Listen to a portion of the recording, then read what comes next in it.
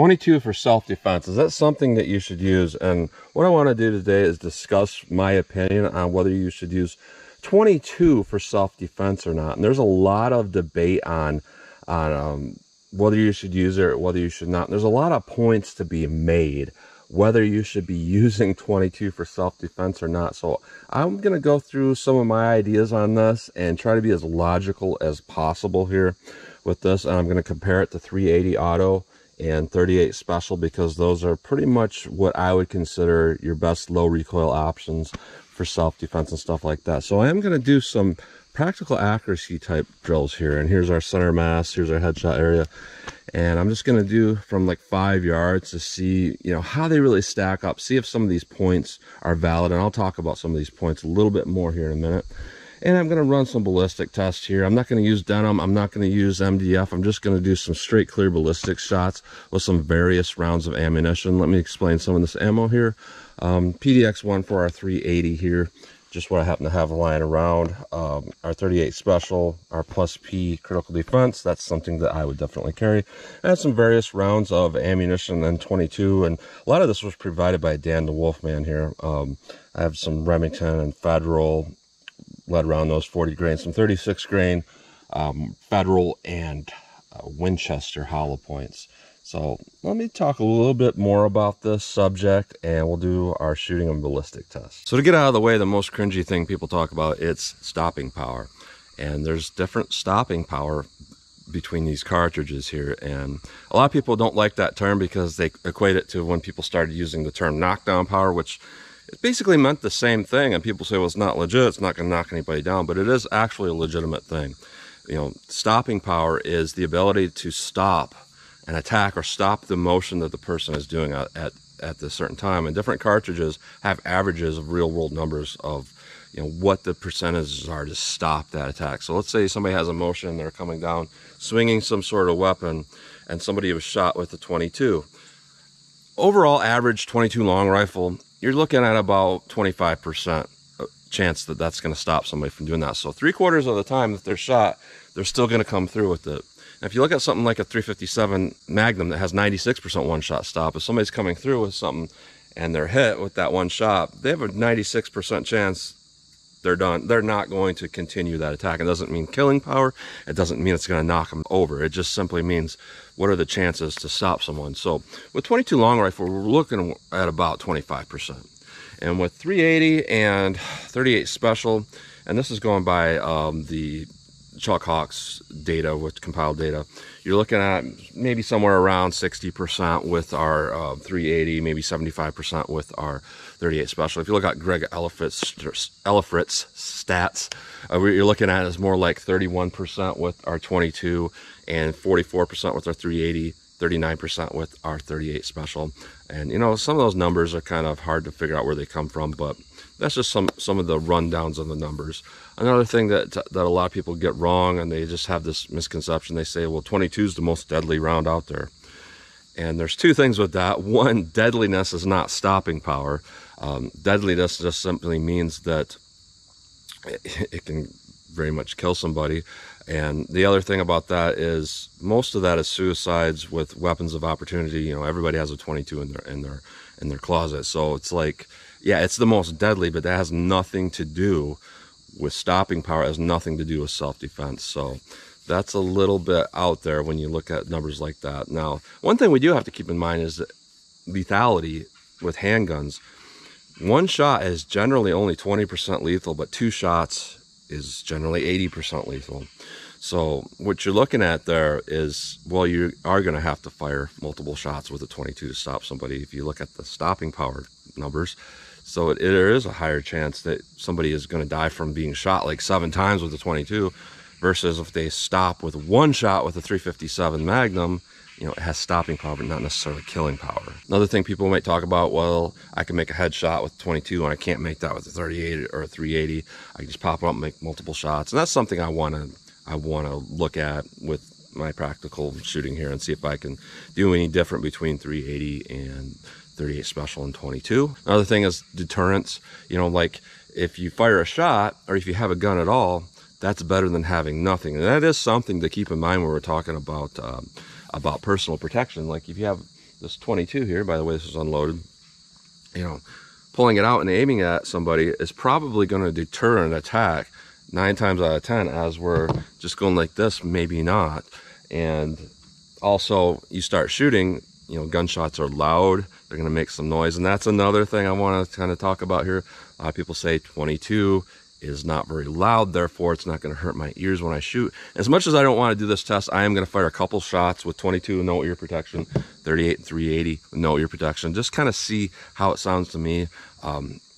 It's not really going to equate to anything real world, because in real world situations, generally your hearing goes down to like 40 decibels in a self-defense situation when you're scared. So you're not really hearing it the way you're going to hear it when you're just some guy out here in the woods shooting. It's going to be loud to me, but I just want to see if there's a difference there. So I'm going to move on to my ballistic test here. I'm just going to run 1 round of the 380, 1 round of the 38 special, and then I have like 4 different rounds of 22 I want to run in the ballistics gel, and just kind of see what they will do for me. So let's get started with that ballistic test. All right, 380 ACP, 95 grain jacket hollow point, PDX1.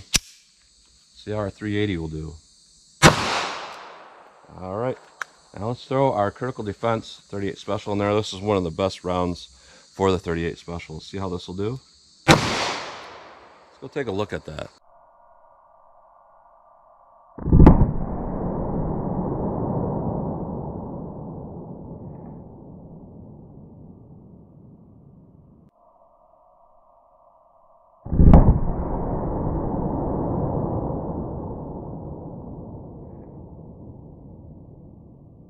All right, so we got really good expansion on both of those.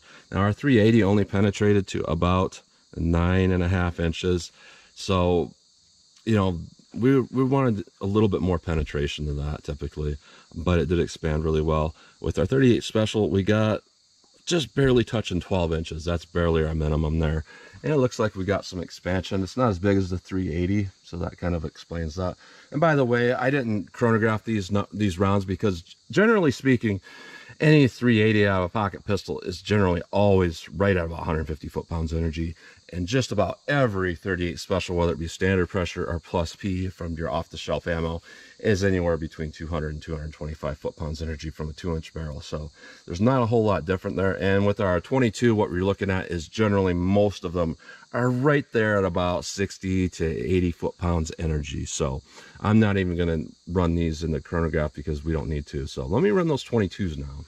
All right, a lot of people say that penetration trumps expansion, and it kind of does with stuff like this. So first up, we have our Remington lead round nose, and then after that, I'm going to run a Federal lead round nose. So Remington and then Federal 40 grains. So here we go.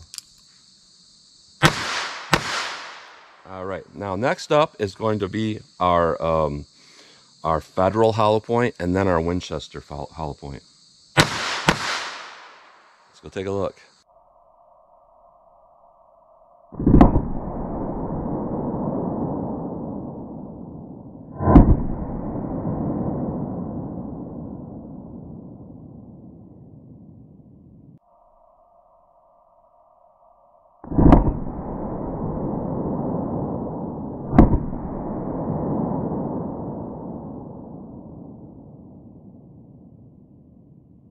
All right, and this is kind of why I just kind of threw random ammo in here, because we generally see this, that the performance isn't necessarily that great here with our penetration.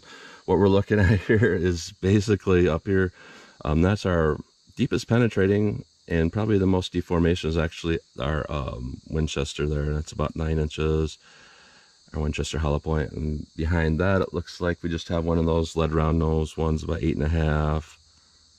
There's our Federal hollow point, about 7 3/4. There's another lead round nose right about 8 inches. So this generally, we're seeing that our penetration isn't hitting our 12-inch minimum. That doesn't necessarily mean it's bad. You know, when we look at the FBI statistics, what they're looking at a lot of times is going through an arm, and when you're looking at about, you know, a 12-inch minimum, what you're really looking at is about, you know, maybe 8 inches of a human body, something where it's going to go through an arm and then hit the chest cavity. So what this basically means is that if you're below your minimum, you're not going to be able to make an adequate penetrating shot from all angles, it means you're going to have to pretty much make it straight on. So we're looking at maybe 9 inches of penetration. What you're really looking at here is maybe 5 inches in an actual body, which isn't that far. It would have to be a straight on shot unless it was a headshot, and then that would work. So I'm going to shoot paper now, and we'll just see if there's a difference in this, and see, you know, can I make more shots quicker with the 22 versus the other stuff. All right, I'm about 5 yards from that target, so I just got some generic 380 here, 94 grain hollow points, and I think it's PPU. I'm just gonna go 2 to the body, 1 to the head, see, you know, something like a 380. If I pull this up, you know, can I make those shots? How efficient can I be with them? So there's our 380 here. And I'm not very good there. I pulled that headshot. That's really, really far to the left. Let me try it again. I'm not getting a very good sight picture, and this time it's really far to the right. See, our body shots are fine. It's just that the headshot is a little bit off. So I'm out of ammo there. Now, let me try the 38 Special. This is random ammo here. I got some Winchester Plus Ps, and I got some other old Samson ammo. So let me see what I can do with this.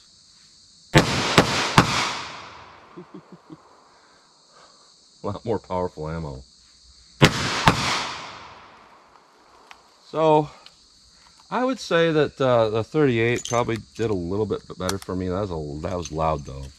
A lot of flash, really loud. Let's try our 22 now. I should mention that I'm not even using the sights. I'm just pulling this up, just kind of point shooting here, because I feel like that's gonna be more realistic, more real world here. So what I got now is how I basically carry it. I have 8 rounds in this, and the hammer's not cocked. It's basically a double action first shot, like most Berettas.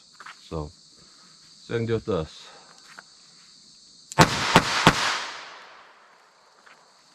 All right, not too bad. Try it again.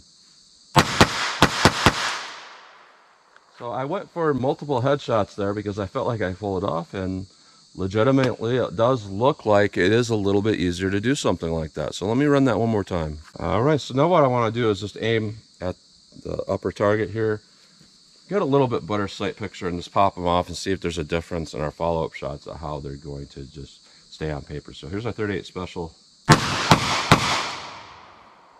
And this is some really old ammo that's literally 40 years old. So there's no surprise there that that had a misfire. I'm just going to set that aside, point it in a safe direction. Definitely not the gun, it's the ammo. But we can see there, you know, it's hitting. 380 automatic. Let's see what I can do with this. Get sight picture, pop them off. All right, that's doable. Yeah, but it's a little bit of a challenge to do it. Now here is our 22. See what I can do with this. And I definitely feel like I can put more rounds downrange. So now here's something I don't want to do. I'm gonna fire a round or two. No ear protection. I got nothing in here. Let me load up just a couple rounds and see how they sound for me. Again, we got no ear pro in there. So got a couple of CCIs in there. I'll aim center mass. I'll tell you what I feel like it sounds to me. So here we go. Ooh, that's got some snap to it, but not bad. It doesn't hurt my ears whatsoever. You know, it's snappy, but you know, it's not ringing or anything. Uh-oh, 380 automatic. Let's see what this does. Woo. Now that's got some blast to it. It's like the 22. It's high pitch, but it's not. My ears aren't ringing.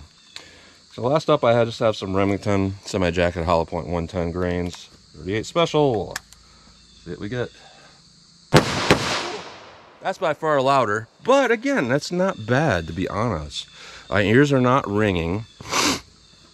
It's not particularly loud. That's definitely something I would not do with the 44 mag or 357 mag, but with the 38, you know, I would say the 380 and the 38 are very similar.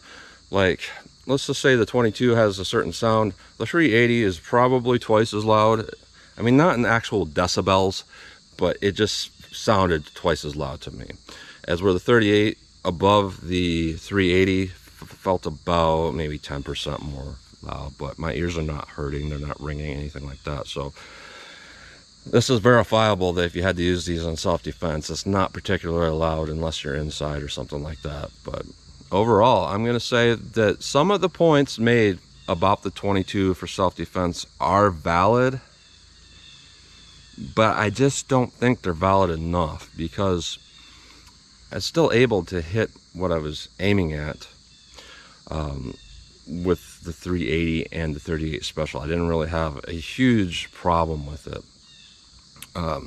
The 22 was easier, but I was still able to do it in our ballistic gel performance. There's a significant difference there. And we have to remember that, you know, what I'm seeing there makes a lot of sense why it's only 25% chance that someone's going to stop if they're hit with a 22, as where you got well over 50% chance with the other centerfire rounds, which is a lot better odds. And if that bullet makes its mark, there's a lot better chance it's going to stop a threat. It just is.